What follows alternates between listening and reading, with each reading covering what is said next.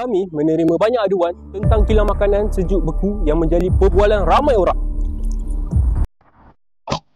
Hari ini, kami datang sendiri untuk menyatakan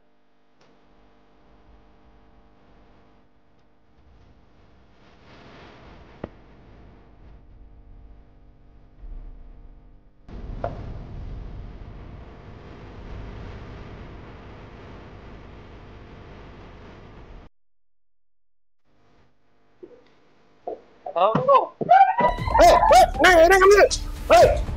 Tiba-tiba. Saya tak buat apa-apa pun, saya jual karipap je.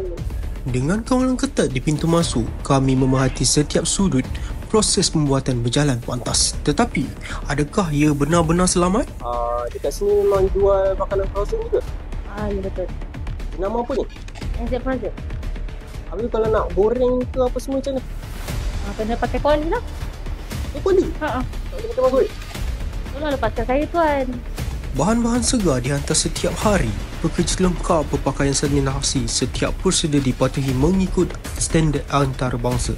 Sebenarnya, kilang ini bukan sahaja menepati semua piawai, malah menghasilkan antara makanan beku berkualiti tinggi yang pernah kami lihat. Yes, everybody will keep up like dia seperti di CB. Bagi yang berminat untuk dapatkan makanan sejuk beku di Malaysia ini, boleh terus ke Lot E1 E2 Kompleks Kilang SMB Bank 15 Jalan Tahanah ataupun web sahaja NZ Frozen Industry Sdn Bhd. Sekian, terima kasih. Itu sahaja berita kita hari ini.